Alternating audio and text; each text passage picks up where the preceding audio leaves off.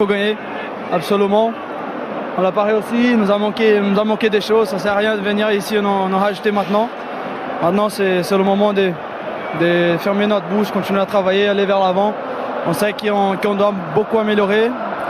Si on veut faire des bonnes choses cette saison, déjà un titre qui s'en va, ça fait mal. Voilà, il faut maintenant qu'on se regroupe, qu'on se ferme entre nous. Il faut être mieux organisé, il faut jouer mieux. Cette équipe de Marseille a mis beaucoup d'engagement. Nous, on a manqué quelque chose pour mettre notre stratégie en place. Maintenant, il faut continuer à travailler juste. On le sait, ici à Marseille, c'est une période importante qui se lançait avec le Bayern Munich la semaine prochaine. C'est pas préparer ce match de la meilleure façon. Ça ne sert à rien aussi de rajouter d'autres matchs maintenant. On a vaincu des moments où on gagnait tout et on arrivait en Champions League, on perdait les matchs. On sait que chaque match a son histoire. C'est vrai que ce n'est pas notre meilleur moment. Maintenant, il faut rester tranquille, il faut rester calme. On est tous dégoûtés, on est tristes parce que c'est un match de coupe. Pour avancer, il fallait gagner, surtout contre notre adversaire. Il ne fallait pas donner. Nous, c'est leur meilleur moment de la saison maintenant. Ils vont en profiter. Et voilà, nous, on a beaucoup gagné. Maintenant, il faut savoir aussi perdre et continuer à travailler. Une dernière question, Marquinhos. En tant que capitaine, vous avez confiance en votre groupe? Vous allez prendre la parole? Toujours. Quand il faut, je suis là, toujours. Mon groupe, on va rester toujours ensemble jusqu'à la fin. On sait que ça parle beaucoup à l'extérieur, ça rajoute beaucoup de choses. Ça ne sert à rien que nous, entre nous, on n'a pas de confiance. Il faut continuer à travailler, On sait que c'est dans les moments qu'il faut rester ensemble et calme. Merci beaucoup, bonne confiance du public qui les a soutenus, mais au-delà de ça, tactiquement, dans la discipline, dans la répétition des efforts, ils ont été exceptionnels. Avec un Paris qui n'a pas su vraiment, en l'absence de Mbappé, avoir une palette différente de jeu. Voilà ce que l'on a titré, Paris éliminé. C'est déjà un trophée que Paris ne gagnera pas cette année pour la deuxième année consécutive. On se souvient que Nantes est le tournoi du titre. Marcel, Oui. pour commencer, est-ce que vous avez vu une équipe parisienne prête pour la Ligue des Champions, prête pour le Bayern Munich? Est-ce que ce Paris-là, au-delà de la défaite, vous a fait une forte impression?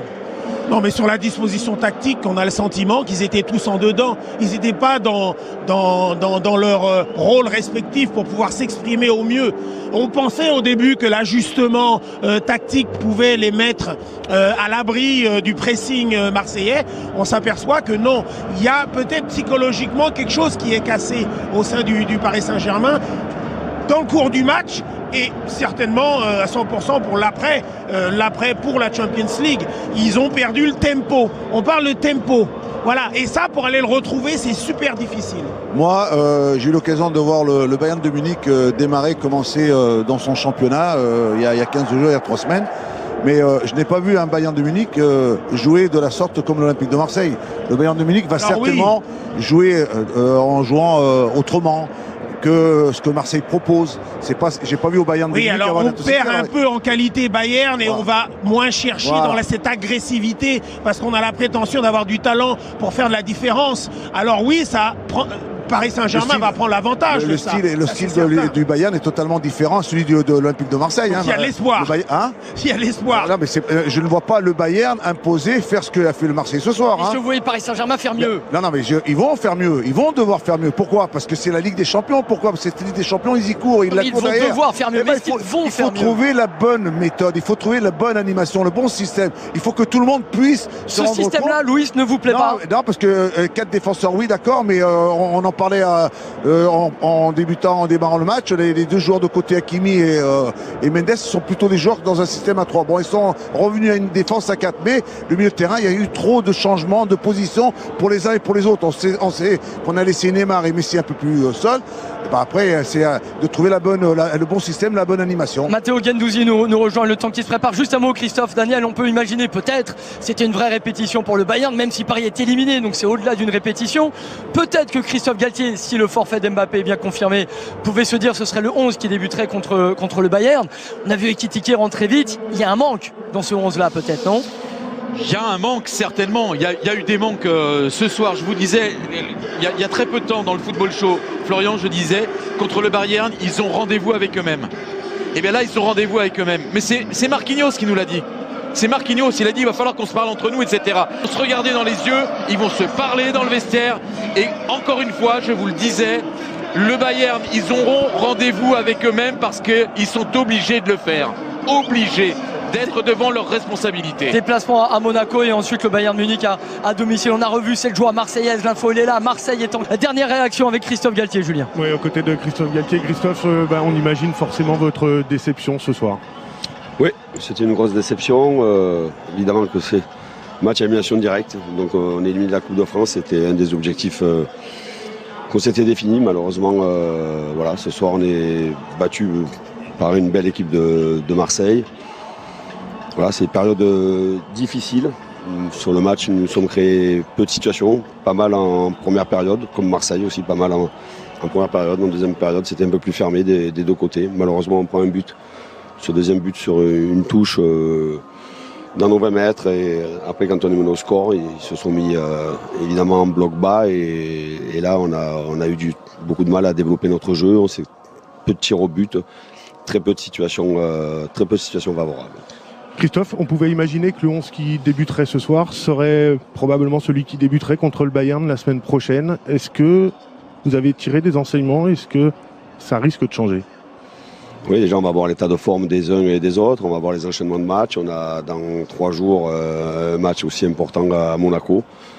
On va voir s'il y a des petits bobos, on va voir l'état physique des uns et des autres.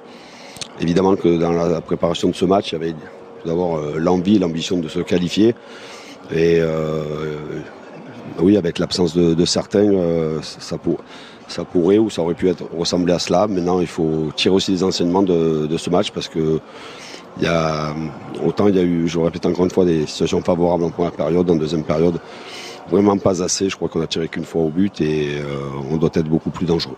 Et justement, Christophe, par rapport à tout ça, quel a été votre discours là au vestiaire avec vos joueurs? Les joueurs sont évidemment déçus, accablés. Pour l'instant, je pense que c'est pas le moment de parler à chaud. Évidemment qu'il faut remobiliser, il faut continuer à travailler, se concentrer, se centrer sur nous-mêmes pour trouver de l'énergie pour être plus performant. Merci beaucoup, Christophe. Merci à vous. Bonne continuation. Merci. Et John Ferreira, on a vécu quand même un sacré beau moment de football. Marcel, Louis, oui. Moi j'en ai encore des frissons. Vous avez bien sûr une carrière extraordinaire, mais quelle émotion, quelle émotion. Merci le football de nous faire vivre cela et l'OM qui s'est donc qualifié pour les quarts de finale de la Coupe de France. Ouais, je te vous dis que c'est pas les bien, moi ça va pas. Défaite contre Marseille, c'est pas possible avant le match du Bayern. Tu vois, mais ils avaient faim. Là, j'ai vu, c'était la deuxième version de la prise de la Bastille. Ah non, parce que là, c'était pas juste de la faim ou de l'agressivité. Ces mecs, ils étaient là pour faire une révolution. On avait marre d'être en échec depuis 9 ans. Là, ils étaient en mode révolutionnaire, une révolution. Ah ouais, ils se battaient sur chaque ballon, ils se battaient partout. Même à la fin du match, il a fait avoir une bagarre. Ils se battaient partout. Ils venaient avec une grosse agressivité, on n'a rien fait. Le problème, c'est que nous, on était là, on jouait en contre. Enfin, on a Neymar, Messi, Verratti, Vitinha au milieu, et on joue en contre. Comme si on avait juste quelques joueurs rapides et c'est tout. Non mais Galtier, t'es contre nous. Non mais il faut nous le dire en fait. Parce qu'on sait que t'es Marseillais, donc il faut nous le dire. Si t'es un infiltré. Avec ces joueurs-là, je sais pas, faire un jeu de possession, qu'on joue mieux, faire un jeu de transition, mais on peut pas jouer en contre comme ça c'est une petite équipe. Ou encore on peut jouer en contre quand il y a Mbappé pour le lancer comme ça et tout. Mais tu vas pas lancer Neymar. Il est là, il redescend pour créer le jeu, pour prendre le ballon. Tu vas lancer qui? Messi, il est fatigué. Ce qu'il fait c'est bien, mais il a 34 ans, 35 ans. Il est fatigué, il faut le laisser reposer. Faut le laisser se reposer, il faut pas oublier que l'année dernière, il a fait une année à marcher. Comme les enfants, il faut laisser repère. Là, il va faire une année à trottiner, et peut-être l'année prochaine, il va courir. Mais là, il est fatigué, il faut le laisser tranquille. Non. En plus, t'es là, tu trouves aucune solution. Ça va vers la 80e, 70e, que tu fais entrer Kitité. Mais c'était le début, il fallait faire rentrer pour fixer. En tant que pivot, c'est vers la fin, tu le fais rentrer. Le mec est là, il mâche son chewing-gum. Arrête. Il n'y a plus aucune saveur dans son chewing-gum, on sait très bien. La menthe, elle est déjà partie. Le seul goût que t'as, c'est le goût de la défaite. C'est ça. Tu vois, il y en a, ils prennent des chewing-gums parce que voilà, ils puent la laine, il faut prendre un truc. Toi, tu prends des chewing-gums parce que tu pues la défaite. À chaque fois que tu parles, tu dis n'importe quoi. Le mec, il pue la défaite. Il peut donner des conseils. Il te donne des conseils. Le prochain match, tu vas tout échouer. Non, mais c'est vrai. Le mec est mauvais. T'es pas fait pour être coach d'un grand club. T'es fait pour être coach d'un petit club et tout. Là, t'as un grand club. Tu les coaches comme si c'était Amiens. Tu les coaches comme si c'était une petite équipe. T'as une grosse équipe, fais-les jouer. Mais à notre système de jeu. Non. La défense, elle fait peur. Tu vois, bon, Ramos, il s'est rattrapé et tout. Mais Marquinhos, capitaine, faut lui retirer le brassard. Mais il faut le retirer, il voit rien. Je sais pas si les deux ont des problèmes de dos, mais les appels dans leur dos, il voit rien. Donc c'est les autres en ce moment, chez Afflelou, il y a moins 10%, allez chez l'ophtalmo. Je sais pas, allez quelque part. Allez chez le kiné, parce que là, il y a des problèmes. Le mec, il voit rien dans leur dos, ils peuvent rien faire, mais retournez-vous, je sais pas. Ou même Donnarumma qui est là. Tu sens qu'il y a une pression. Depuis le début, il y a une pression. Depuis le début, il y a un gros pressing des Marseillais. Le mec a le ballon. Oh non, il la donne à Nuno Mendes.